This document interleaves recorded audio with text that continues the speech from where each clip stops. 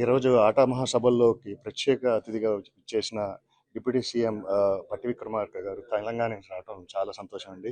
So మీరు ఈ especially ఎన్ఆర్ఐస్ని చూసి మీరు ఇక్కడ ప్రస్తుతం జరుగుతున్న ఈ సమావేశాలు కానీ సెలబ్రేషన్స్ కానీ ఈసారి ఇన్నోవేటివ్గా జరుగుతుంది, టెక్నాలజికల్గా కొన్ని ఐడియాస్తో ముందుకెళ్తున్నారు. సో దీని మీద మీ ఒపీనియన్ చెప్పండి. నమస్కారం. తానా ఆటా సమావేశం తెలంగాణ ప్రాంతం నుంచి పెద్ద ఎత్తున ఇక్కడ ఉన్నటువంటి ఎన్ఆర్ఐస్ ఈ సమావేశాలను ఏర్పాటు చేసుకొని ఈ సమావేశాలకి తెలంగాణ రాష్ట్రంలో ఉన్న కాంగ్రెస్ ప్రభుత్వానికి సంబంధించిన ప్రతినిధుల్ని, శాసనసభ్యుల్ని చాలామందిని ఆహ్వానించారు. ఈ సమావేశంలో పాల్గొన్నటువంటి ఈ సందర్భంలో చాలా అంశాలు, ముఖ్యంగా సోషియో ఎకనామిక్, పొలిటికల్, ఈ మూడు అంశాలపైన కూడా చర్చలు బాగా జరుగుతూ ఉన్నాయి. ఇక్కడికి వచ్చిన తర్వాత వాళ్ళకి అందుబాటులోకి వచ్చిన టెక్నాలజీ మీద, ఆ టెక్నాలజీని తిరిగి ఆ దేశానికి ఏ రకంగా అందించాలనే అంశం ఒకటి. అట్లాగే సోషల్ ఆస్పెక్ట్స్లో కూడా చాలా పెద్ద ఎత్తున చర్చలు జరుగుతూ ఉన్నాయి. ఎకనామిక్ ఆస్పెక్ట్లో కూడా మారుతున్నటువంటి ఈ గ్లోబలైజేషన్లో భారతదేశానికి కూడా ఈక్వల్లీ గ్రోత్ రావాలని, ప్రపంచంతో పోటీ పడాలని ఇక్కడ ఉన్నటువంటి ఎన్ఆర్ఐస్ కూడా ఆశిస్తూ ఉన్నారు.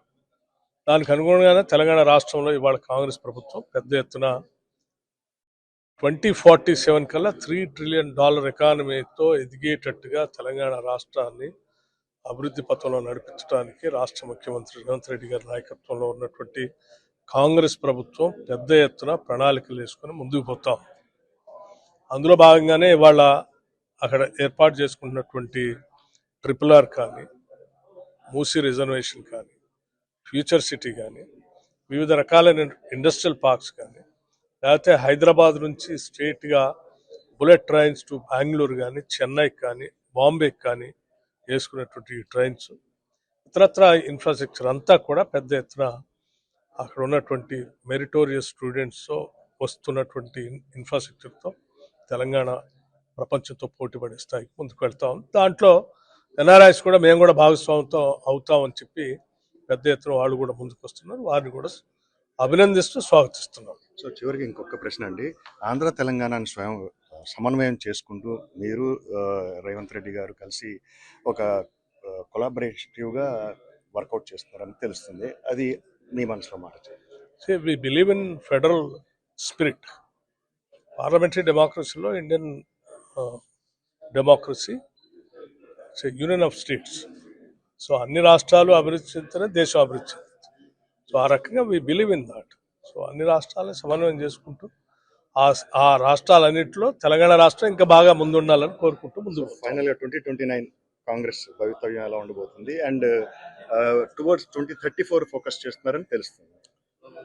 100% నాట్ ఓన్లీ 29, 30, ఈవెన్ 34, 35లో కూడా కాంగ్రెస్ పార్టీ తెలంగాణ రాష్ట్రంలో అధికారంలోకి వస్తుంది. తెలంగాణ రాష్ట్ర ప్రజల ఆకాంక్షల్ని అనుగుణంగానే మేము ఈరోజు పాలన అందిస్తాం. సో ప్రజలకు ఏం కావాలో, వాళ్ళ ఆశలు ఏంటి, వాళ్ళ కోరికలు ఏంటి, వాళ్ళ అవసరాలు ఏంటి, వాళ్ళ ఆలోచనలకు అనుగుణంగా మేము ముందుకు పోతున్నాం. ఈరోజు పాలన అంటే ప్రజల కోసం కానీ పాలకుల్లో లేకపోతే ఆధిపత్యం చెలాయించడం కాదనేది మాత్రం చాలా స్పష్టంగా మా ప్రభుత్వం ద్వారా చెప్తున్నాం. ధన్యవాదాలు. Thank you.